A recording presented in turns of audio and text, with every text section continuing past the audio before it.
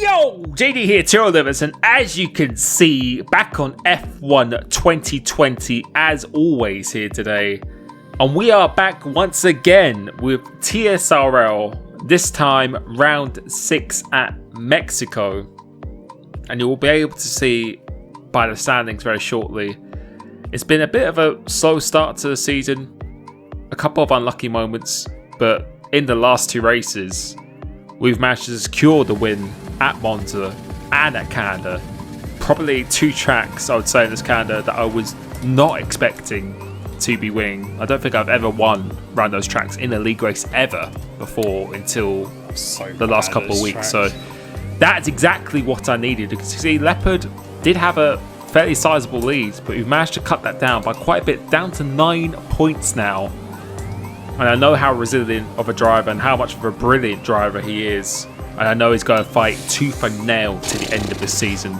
Also with the likes of Antoine, Ron Hart, Smasher, it's going to be a very, very tough contest to the end. But as I always say, consistency is key. But if you look at this Q1, Leopard is P17. So that is not the start that he would have wanted to this Grand Prix. And you're about to see now that I'm actually skipping through Q2 a little bit, and you might be asking yourself, why is he doing that? That's because coming into this race, Mexico is a track that I really do enjoy, but for some reason, I think it's probably the track where I have the biggest difference in terms of qualifying pace to the race pace. I just can't go fast around here in qualifying for some reason, but in the race, it's one of my favourite tracks. But also, having that in mind, I was always going to go for the alternate strategy, which is to start on mediums, save as many soft tyres as I can, and go medium, soft, soft. I believe that is the most powerful strategy. I think it is quite a bit OP. However, it's really important that I have fresh tyres, hence why I only did 1 lap in Q1 and went for a second lap on the same set of tyres, in fact. That's why I left it to the end as well, through here. I wanted to try and get as close to the top 10 as possible. So coming in P11, but without actually getting in the top 10. Because the worst case scenario for me is that I get into the top 10 and then I qualify like 8th, 9th or 10th. And then have the alternate strategy, people behind me on fresh mediums. So I really truly believe that that was the fastest way to approach this. And I already made up my mind before the session. And I think that's always a good thing to do rather than just try and chop and change during the session itself. So you can see on the outlap, I was looking to see what the fastest time was for P11. And you can see here, this is going to be my attempt to try and get close to that as I can. Looking back at this now, I probably should have gone out a bit earlier to give myself a little bit more time to do potentially 2 runs if I needed to. Because, again, I really didn't want to get inside the top 10. And at the moment, I think it's like a 13.6 or something like that. So I'm just doing my best here to try and aim for that. But you will see shortly. And you can see by my throttle and braking application, we are really, really not pushing hard at all. You can see going to this corner, we absolutely missed the apex by a million miles. We're just not pushing in the slightest here, actually braking going for his right-hander, which is usually flat out. And as I looked at this sector split, I was just trying to calculate exactly what I needed to do, but I had cars coming up on me and my mind kind of got in a little bit of a kerfuffle at this stage. And yeah, you'll see coming around this last corner now, not taking it too committed, and coming through here, we're actually going to, we kept our foot in, but it's a 15 That was an awful attempt to get 0, so not even close to what I was trying to aim for, and we end up staying in P14, so that was a pretty horrible attempt. 13.2 would have been enough in the end, so but it wasn't the end of the world. I was just very happy that I wasn't going to get in the top 10 because I really did believe that this strategy was the faster one, and most people who are in the top 10 at this stage didn't have this is pole, I think, a fresh set of soft tyres for their last stint because they would probably go soft, medium, soft. The Shadow Antoine gets sixth. pole position for him as Antoine gets 6th, which is actually quite good for me because I felt he was my biggest threat in this race. So him being in 6th definitely helps me out. He's actually not too far away from me. But as I was saying, most people I suspected, or looking at the race director, didn't have a fresh set of softs for the end, and that is very crucial. And they would be starting on used softs as well, whilst I'll be starting on fresh mediums, which really, really does make a big, big difference. But we are on the formation lap here, and you can see a couple of people lagged out. I think it was Shadow and Linus, and we're going to go through just to get the warm-up lap underway here.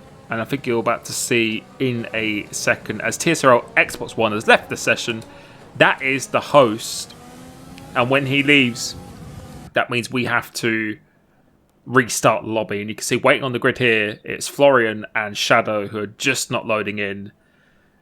And this means that we are inevitably going to have to restart this race. And you're about to hear what I'm about to say in a minute, and I'll provide a little bit more context of the reason why I am saying that, as I'm about to say it right now.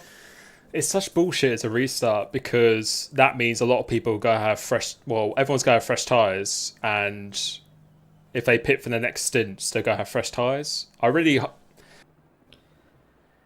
So yeah, I'll explain a little bit later, but we've got 5 lights here now.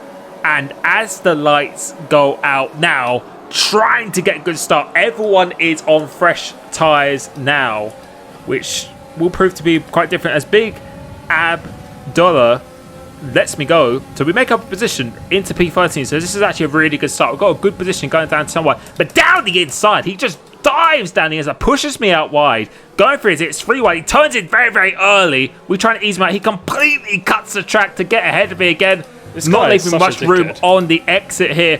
He decides to let me go once again, as Hawks has completely been destroying his car out of this race. And as we go through to it, the safety car has now come out, and Big guy takes me out. Actually overtakes me under the safety car. You're about to hear some frustration. This guy takes me out in online lobbies, and he just does the same thing here. And yeah, right here now, I am pretty frustrated. Mainly because of the situation with the restart of the race. Only 2 people left, and we did a full restart. So first of all, I was a bit frustrated with that, because that happened at USA, and we didn't get a restart there.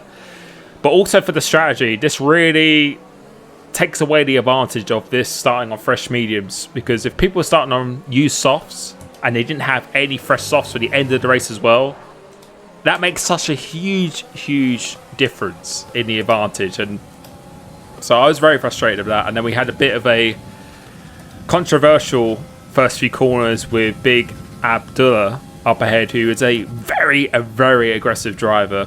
I don't like to say those kind of things. And on stream, it's very easy to say things in the heat of the moment, but I have raced him a lot. And being completely honest, I was quite surprised he was racing here, because he is just extremely aggressive driver. So I knew that it was probably going to be the case when I was racing wheel to wheel against him, because that has been the case whenever I have raced wheel to wheel with him before for some unknown reason. So under this safety car restart, you could see I left a really big gap, because I just wasn't interested in getting close to him. But right here now, I caught up to DRS. Well, I thought I did. As you can see here, 1,000th away, because I knew that the soft tyres he's got on are fresh softs. So he's actually going to be quicker than all the medium runners. So that's why I didn't want to get too close, because I just felt there was going to be inevitable. There's going to be a little bit of an incident, most likely, between him and someone else at this stage here. Because in the next lap, we've actually caught up again. So we haven't lost anything to Logic, who I believe is the top medium runner at this stage. So I've just got to make sure I'm as close to the soft runners as possible, because the soft runners in the lead, which I think is Antoine at this stage, are actually starting to get away. And I remember I did this race in TSRL Mexico last season, where everyone was on used tyres at the start and I was on fresh, and it was just night and day difference. But going through into top one, there's a massive incident between Big Abdullah and WR Nico. He's actually taking him out. I'm trying to avoid him, because I just don't trust him at this stage in this race. Luckily, I have the DRS to protect myself, but he's caused a big incident there. And I think he got awarded a 5-second penalty for that after the race by the stewards. And back here again, That guy is crazy. And yeah, it's Now we can actually get some pace on. but now, as I said, we can actually focus on the race. I was just waiting for him really to just pit. I just didn't want any involvement. But now that's actually allowed Logic to get a little bit of a gap up ahead to 2.1 seconds. And the soft runners, a couple of people have pitted very early. Sparks and Shadow have pitted very, very early, which I was quite surprised with, because with the fresh softs, you can actually go a lot longer, and that will just benefit them much more. The safety car also helped out by a further 2 laps where the wear is going to be a lot more minimal. And coming across the line here, we are just trying to close the gap on Logic as much as possible. You can see quite a few of the soft runners are still out on lap 11. Typically, if they were on used tyres, it would be lap 8, lap 9, which is a very big difference. And now it's me and Logic who are leading the way here. See, the gap is still about 2 seconds. We brought it back down to 1.6 in the end, towards the end of our first stint, where we are going to now go on the soft tyres. 2 sets of soft tyres to the end of the race, so another 2 stops to make, or another stop after this one to make. So we should be the fastest car from here until the end of the race now. But you can see Antoine has already come through. He was already quite a way ahead in that first stint. As I said before, without sounding like a drum that just keeps on banging, it's with used tyres, it just would have been just a night and day difference. So my mindset right here was definitely frustrated, because I felt like it was a little bit hard done by. But I just got to get my focus back in this race. You can see there's a big gap to 7.3 seconds to the next medium runner, Perondi, who started in the top 10. So that's a big gap to close down. But now we've got to try and catch him at the right time, as we do set the fastest up of the race, which is just immediately beaten by LCR Leopard, which is also very important because he is the championship leader and he already has a 3 second time penalty. So at least we do have that advantage over him. But now we are coming up to some cars who started on the softs. And you can see Logic has managed to get through Radionics, but we are just catching him at not a very optimal time here, because we're going to be losing quite a lot of time in this last sector. And you can see the gap between myself and Leopard. You'll see how much time we lose, because not really go overtake into this sequence of corners. No point doing it into the stadium section. You can just see we are losing an absolute ton of time here. We lost about almost half a second just for that last sector, or more. 6 tenths now, 7 tenths. And now I'm going to try and overtake my teammate without using any of the ERS as much as possible. But you can see up ahead, Logic is just catching people at the right time. He's being able to actually catch them on the straight, where he's not really losing that much time. And this, again, I think I'm going to stay on board for the next couple of laps, because these were very, very significant, I felt, for my race here. We get the benefit of the DRS again, but I have to try and make up 8 tenths on Perondi this lap, because if I don't, then I'm going to be spending another 2/3 of a lap all the way behind him. And you can see Logic again is catching someone else ahead of him, which he will get on that main straight.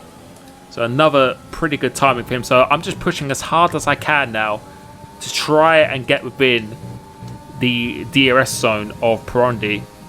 And you're about to see how much time Leopard has lost as well. That also gives you another example. If you catch people at the wrong time in a race, it can really, really cost you a lot. And you can see I've actually gained almost a second on Leopard this lap, just because he's caught my teammate at the wrong time. There's no way he can pass.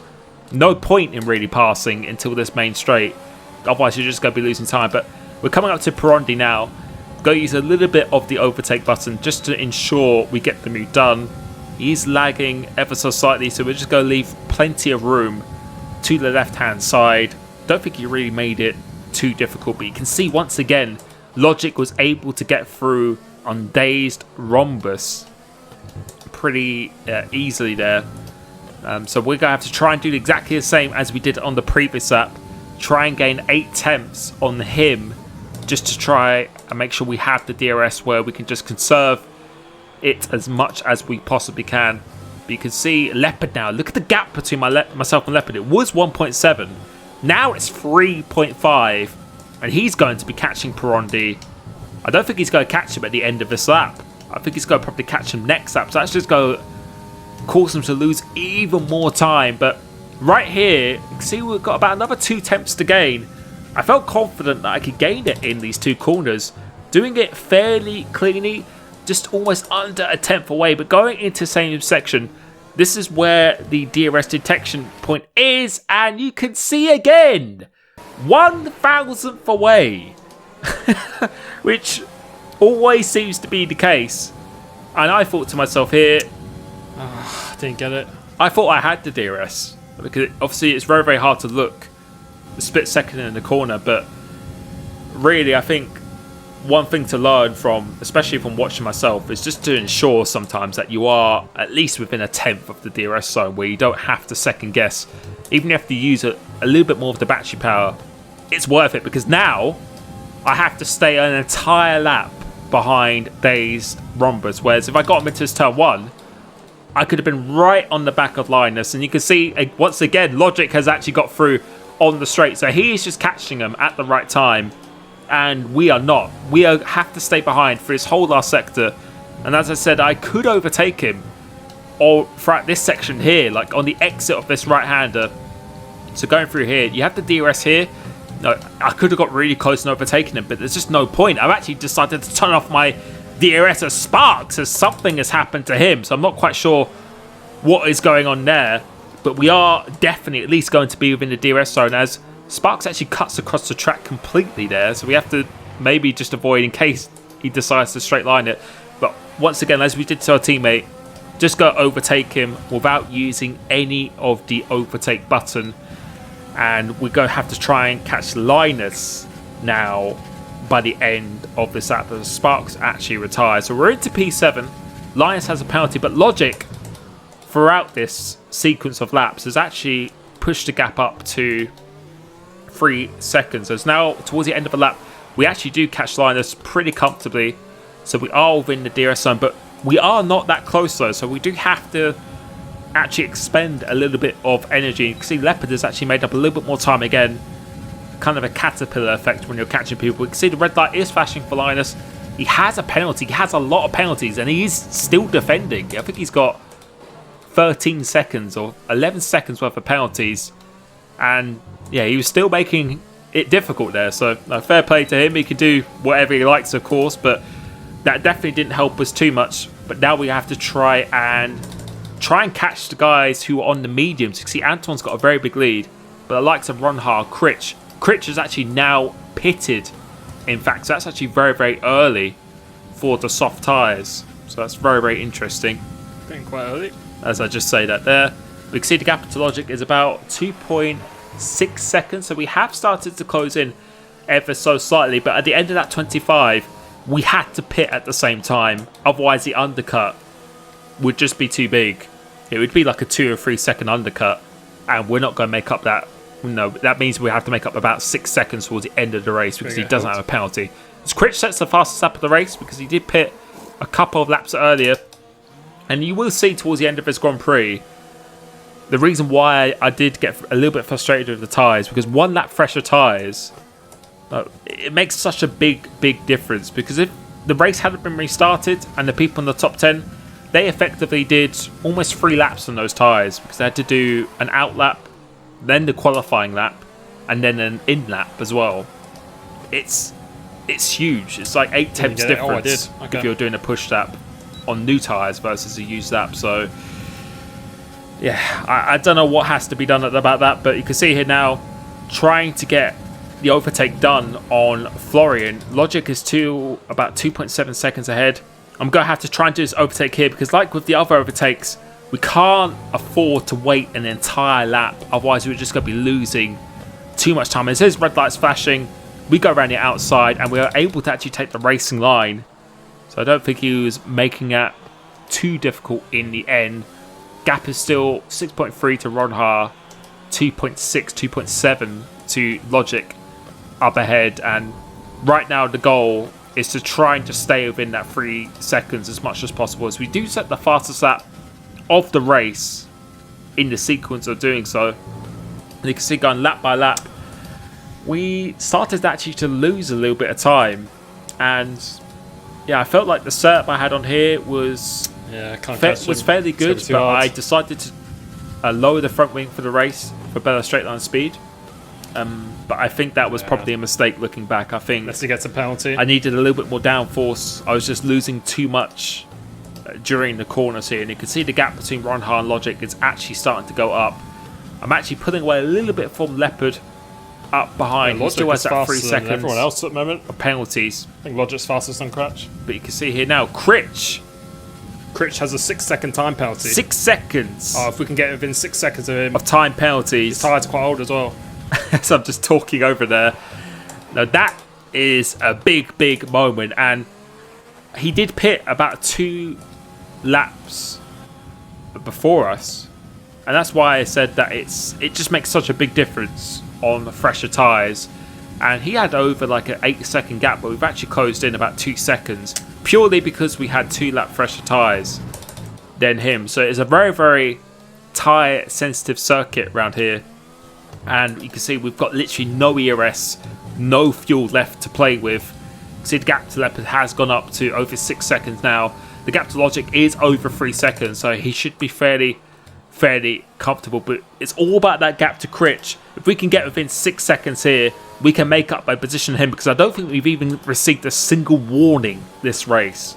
So it's been a very clean race.